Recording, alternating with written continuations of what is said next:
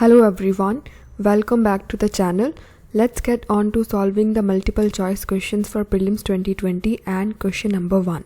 Consider the following statements with reference to Data Security Council of India.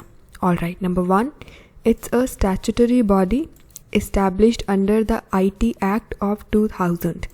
Alright, second is its administrative control is given to the Ministry of Home Affairs. Alright, and the last is it is committed to making cyberspace safe, secure, and trusted by establishing best practices and standards. So which of the statements given above are correct? 1 and 3 only, 2 and 3 only, 3 only, or all of these?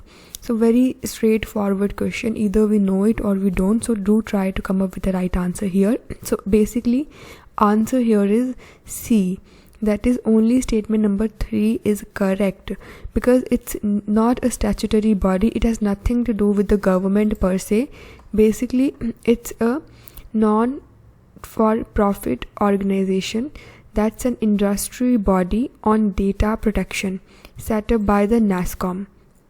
So it's a not-for-profit organization basically set up by the NASSCOM, so by default it becomes an industry body. It has nothing to do with the government, but yes, it is indeed committed to making the cyberspace safe, secure, and trusted. So that's how statement number 3 is second or third. Third is correct, but first and second are wrong, so we got our answer, that is C. So nothing to be explained here, it's simple and straightforward question. Let's get on to question number 2. So it's about Wakhan corridor, which is often seen in news. It connects which of these? Number 1, Pakistan and India, Afghanistan and India, Sri Lanka and India, or Afghanistan and China. So from these options we are to look for the right answer. So do try to come up with the right answer here as well. So either way, let's see the answer now. So basically Wakhan corridor, it connects Afghanistan and China in east-west direction. So its map is right over here. It's a narrow body of land that connects Afghanistan and China. It's quite inaccessible and unhospitable because it comprises of very high mountain ranges, and it is surrounded by Tajikistan at the northern side and Pakistan at the southern side, and then at the western side we have Afghanistan and eastern side we have China. So this is its location. Question can be framed in certain other format as well, that's why we have seen its location. So we've gotten the answer, it's Afghanistan and China. So let's read it now. Wakhan corridor is a narrow strip of inhospitable and barely accessible land in Afghanistan, bordered by the mountains of Tajikistan and Pakistan, and extending all the way to China. It's China right over here. So we are done with question number 2 as well. Let's get on to the third question now. Again simple. So SWAYAM 2.0, which was recently launched by the government of India, it is to do what? Number 1, to offer online degree programs by top ranking universities. Second is to facilitate the transition from vocation to higher educational courses. Alright. Third is to encourage the student exchange between educational institutes. Alright. And the last is to involve young talents in specific research projects. So all of these options are related to education in one way or the other.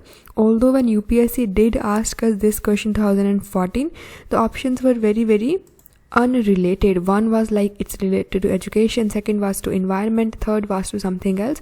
So actual question was really simple, but either way try to come up with the right answer here as well based on these options. So answer here is D, not D, it's A. So SWAYAM 2.0 is what? It's an online degree program by top ranking universities. That's it. अब इतना ज़्यादा details में जाने का ज़रूरत नहीं है कि क्या होगा क्या नहीं. So this would suffice that basically it's an online degree program by top ranking universities. That's it. So it's been written over right here that SWAYAM 2.0 was launched to offer online degree program with enhanced feature and facilities by top ranking universities. So it's an upgraded version of SWAYAM 1. So let's look at the last question now. Very simple and interesting indeed. In the context of economics, Which of the following best describes the process of creative destruction? Alright, number 1, it refers to change in economic structure where old industrial units are replaced by innovative and novel production units. Alright, B is it refers to a process in which government policies unintentionally hinders the development of industries with creative potential. Alright, C is it refers to decline in the quality of social infrastructure in an economy as a result of low spending by the successive governments. Alright, it refers to a situation where high inflation rates in an economy tends to decrease the investment levels. Alright. Now herein, if we know the answer, then it's really simple, but what if we do not know? So just as to guess the right answer, we are supposed to guess what exactly could be creative destruction. So destruction carries a negative connotation, but with the creative word attached here, it somehow is giving a positive sense. So among all these options, B is absolutely a negative remarcation, that is where growth is hindered and all. C is again negative, that social infrastructure quality is going down, and D is again negative, that there is decrease in the investment level in the economy. Among these options, only first one is something that giving a slightly positive tone, that is a change in economic structure where old units are replaced. So replacement means a destruction by innovative and novel production unit, that means a creation. So creative destruction, most probable option is A. So that's it, this indeed is a creative destruction. It's quite self-explanatory, wherein a change in economic structure where old industrial units are replaced by innovative and novel production unit, that's it. So let's look at the details either way. So basically here, this refers to incessant product and process innovation mechanism by which new production units replaces the outdated ones. So for instance, just to cite an example, when we had the liberalization regime in 1991, there was a lot of news as if jobs would be taken away by the computers and the machinery and all would become outdated, factories would be forced to close down. But then in reality, nothing of that sort happened. Overall growth indeed has gone up. So some units were definitely at loss, but industry as a whole benefited. So our overall wealth did go up, right? In general, of course, अभी ज़्यादा खिचड़ी नहीं पकानी है कि इधर inequality बढ़ गया या ऐसा हो गया. No, in general, inequality has gone up. That's for different reasons. That's because government couldn't really enforce that measures of equitable distribution of wealth. But as such, because of that creative destruction thing, wherein the old units were replaced by the new ones, we did see increase in overall wealth in the economy, and that's what we mean by creative destruction. अपने को MCQ solve करना है ज़्यादा से ज़्यादा, so this would suffice. Who has given this term? So again, an economist, Joseph Schumpeter, has given this term. Again, नहीं पूछा जाएगा, but still we have studied.